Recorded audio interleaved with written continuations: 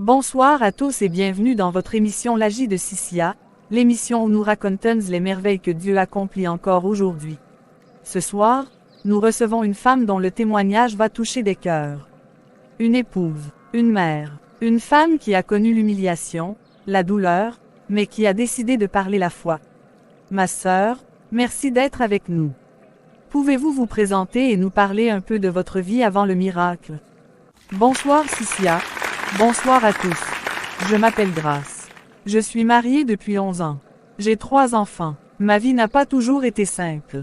Nous vivions avec mon mari dans un petit quartier populaire. Il travaillait comme chauffeur occasionnel, moi je vendais des légumes au marché. Au début de notre mariage, tout allait bien.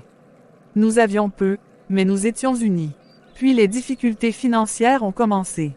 Les dettes, les disputes, le stress. C'est dans cette période que j'ai remarqué un petit gonflement au niveau de ma gorge. Au début, c'était discret. Je pensais que c'était une simple inflammation. Mais petit à petit, cela a grossi. Les gens ont commencé à le remarquer. Les enfants à l'école demandaient à mes enfants: « Pourquoi ta maman a ça au cou ?» Mon mari, au début il me soutenait. Mais avec le temps, il devenait irritable. Il disait: « On n'a pas l'argent pour les examens. Et si c'est grave ?» Le médecin au centre de santé m'a parlé de goitre, un problème de thyroïde. Il m'a dit qu'il fallait surveiller, peut-être opérer. Mais avec quel argent? Je rentrais à la maison le soir, je me regardais dans le miroir, et je pleurais. Pas seulement pour la maladie, mais parce que je me sentais diminuée. Moins femme, moins belle, moins confiante. À quel moment avez-vous décidé que cette situation ne devait pas être votre fin? Un soir, après une dispute avec mon mari, je me suis enfermée dans la chambre. J'ai ouvert ma Bible. Je suis tombée sur Évangile selon Marc 11 verset 23. Si quelqu'un dit à cette montagne: « Ôte-toi de là », et s'il ne doute point en son cœur, il le verra s'accomplir. Ce verset m'a frappé. Il ne dit pas « si quelqu'un pense ». Il dit « si quelqu'un dit ». J'ai compris que je parlais trop de mon problème. Je disais: « Mon goitre me fatigue. Ma maladie me fait mal. Mon cou me gêne. » Et cette nuit-là, j'ai pris une décision ferme. La vraie décision. J'ai dit: « À partir d'aujourd'hui, je ne parlerai plus de cette maladie comme si elle était plus grande que mon Dieu. » Expliquez-nous cette décision. Qu'est-ce que vous avez changé concrètement? Concrètement, j'ai changé mon langage. Au lieu de dire « mon goitre », je disais « ma guérison ». Au lieu de dire « ça grossit », je disais « ça diminue ». Tous les matins, avant de sortir au marché, je posais ma main sur ma gorge et je déclarais: « Par les meurtrissures de Jésus, je suis guéri. » Je m'appuyais sur Ésaïe 53 verset 5, « C'est par ces meurtrissures que nous sommes guéris. » Puis au marché, je faisais quelque chose que beaucoup trouvaient fou. Je disais aux femmes: « Regardez, c'est parti. » Elles voyaient bien que ce n'était pas parti. Certaines riaient. « Grâce, tu es courageuse. » D'autres disaient: « Un jour ça va partir. » Mais moi je disais: « Non. C'est déjà parti dans le spirituel. » Je proclamais chaque jour, même quand ça me faisait mal, même quand je me sentais ridicule. Parfois je rentrais à la maison découragée. Je me regardais dans le miroir et rien ne changeait. Mais je me souvenais de l'Épître aux Romains 4 verset 17. Dieu appelle les choses qui ne sont point comme si elles étaient. Alors j'appelais la santé. J'ai fait ça pendant des mois.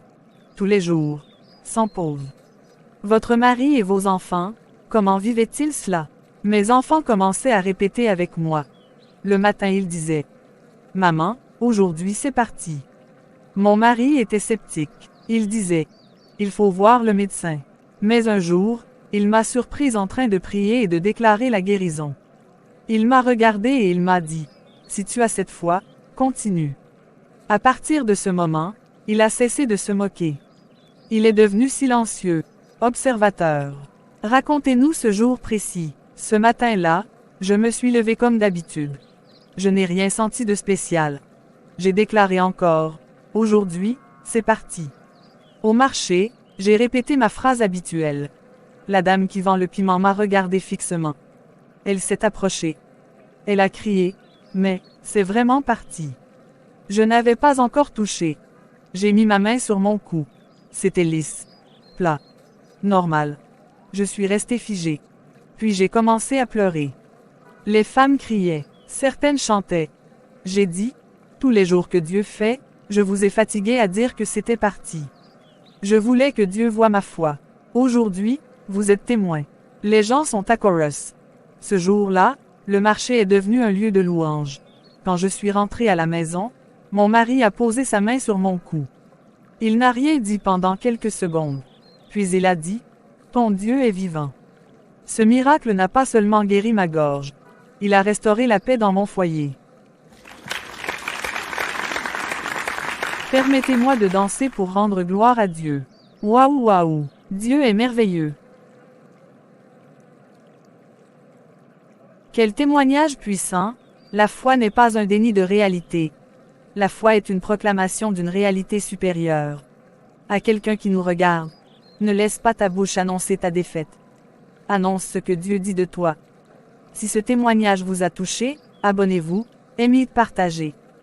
Et souvenez-vous quand Dieu agit, la vie change.